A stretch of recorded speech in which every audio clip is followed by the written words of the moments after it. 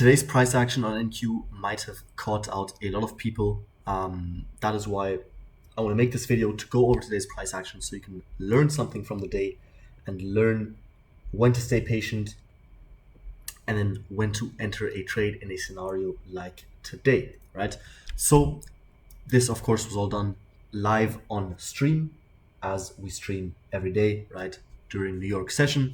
Let me take off all these drawings here and kind of go through what we saw at the beginning of the day, right? So actually, let's go up to the weekly time frame here, where we can see that this weekly candle is still fully inside of this weekly candle here, right?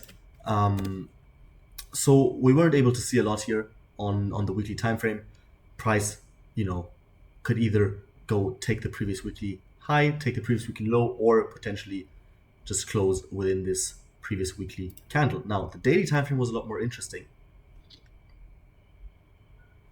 because what we can see here is we had the previous daily high and we had the previous daily low, right?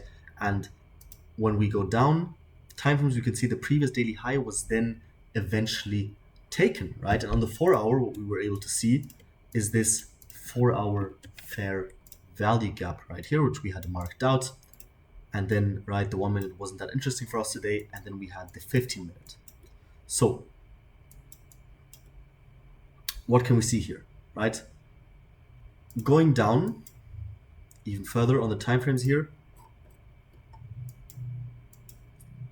New York session started with us inversing this 50-minute fair value gap, right? So this 50-minute was inversed by this candle here, right? However, if we look at ES, right, ES was way lower already. ES was way lower, and ES then actually retraced back into this inversion right here. We came down, inversed into it, respected it, and came a lot lower, right?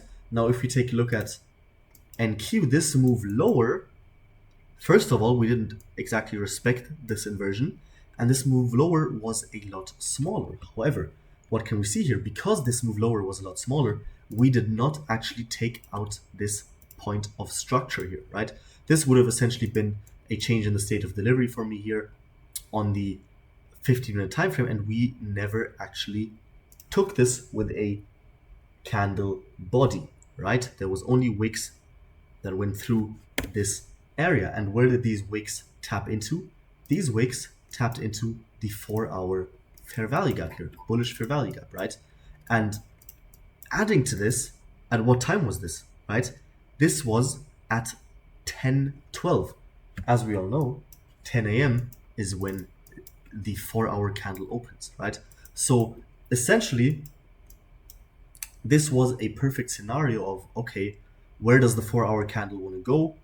At that point in time, I was thinking potentially, okay, it wants to go up even further, right?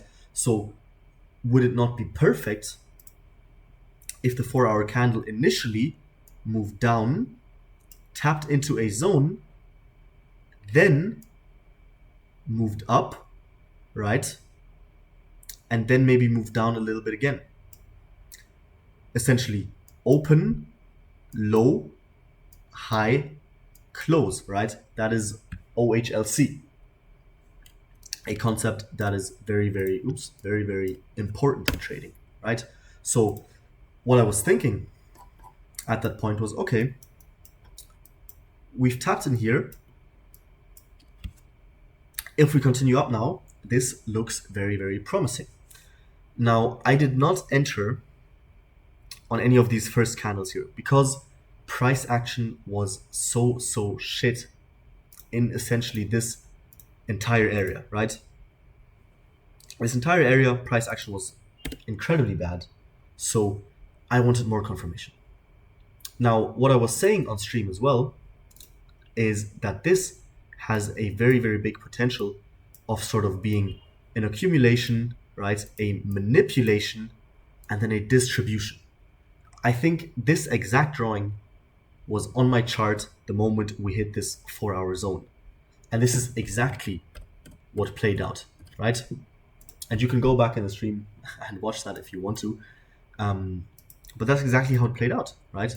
So we can see then I was on the 5 minutes and I saw this fair value gap here.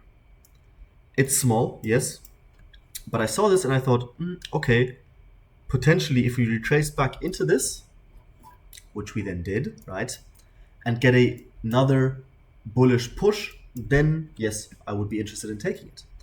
What can we see? We retraced back into the zone. We created another fair value gap. We took liquidity. We pushed above here. I did not like this candle close.